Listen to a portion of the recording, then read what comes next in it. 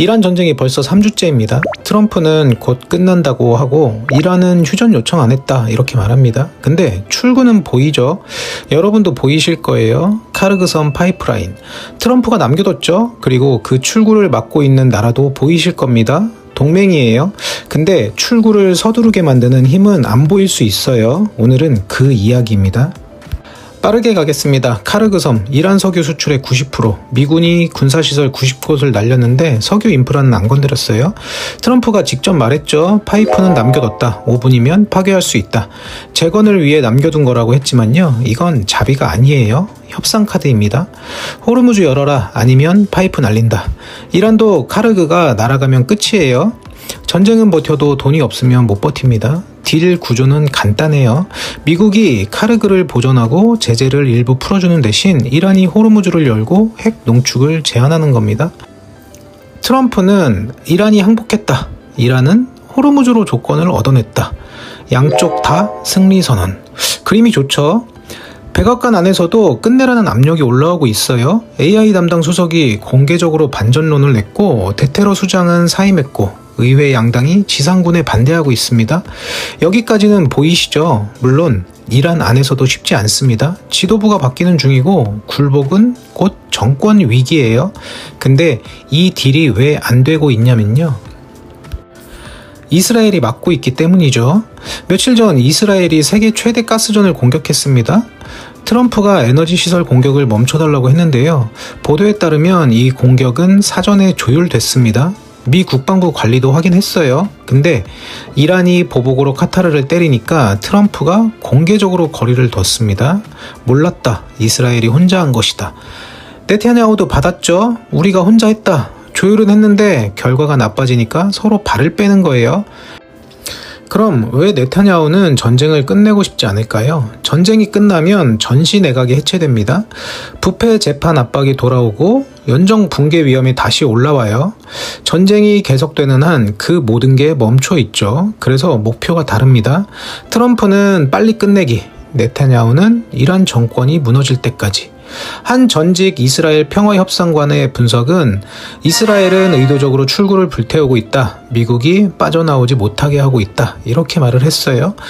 이스라엘이 에스컬레이션을 계속하면 이란이 걸프를 보복 타격하고 유가가 더 오르고 카르그 딜의 창이 닫힙니다.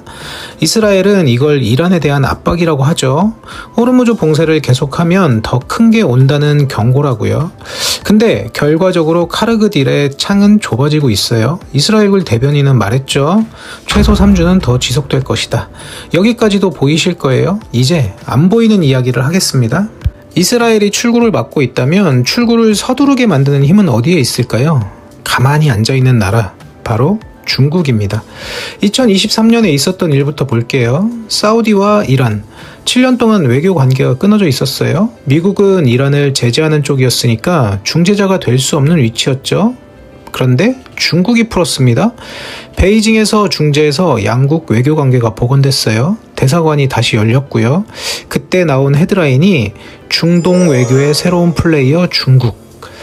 근데 이게 단발이 아니었습니다. 중국은 그 전부터 중동에 깊숙이 들어가고 있었죠. 사우디와 공동 군사훈련을 했고 아랍에미리트에 해외 군사기지를 세웠다는 보도가 나왔어요. 이란과는 25년짜리 전략적 협력 협정을 체결했고 걸프 국가들 인프라 투자에 수백억 달러를 넣고 있습니다. 2023년 사우디 이란 중재는 갑자기 튀어나온 게 아니라 수년간 쌓아온 관계의 결과였죠. 그럼 지금 상황을 한번 볼게요.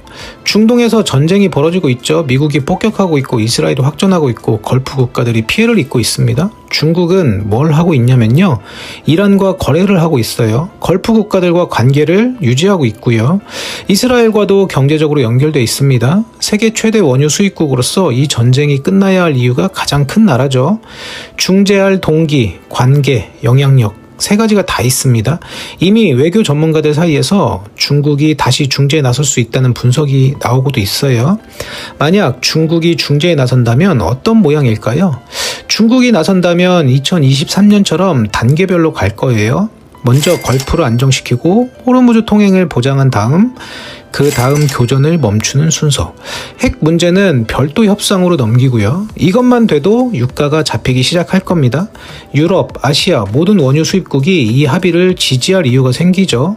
그런데 이게 왜 트럼프한테 악몽이냐면요. 성공을 하든 안 하든 중국이 나섰다는 사실 자체가 문제입니다. 만약 중국이 내가 중재하겠다고 손을 드는 순간 미국이 시작한 전쟁을 중국이 끝냈다. 이 헤드라인이 나옵니다.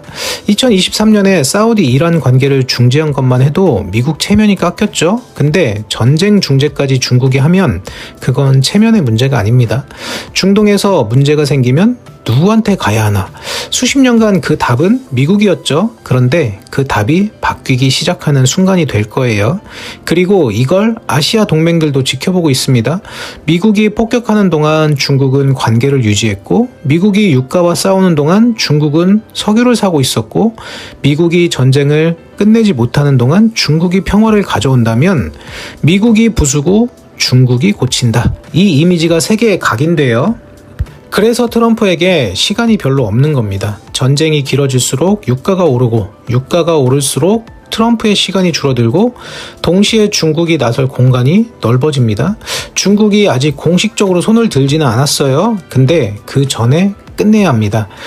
카르그딜로 이스라엘이 출구를 막을수록 전쟁이 길어질수록 중국이 중재에 나설 가능성이 올라가겠죠.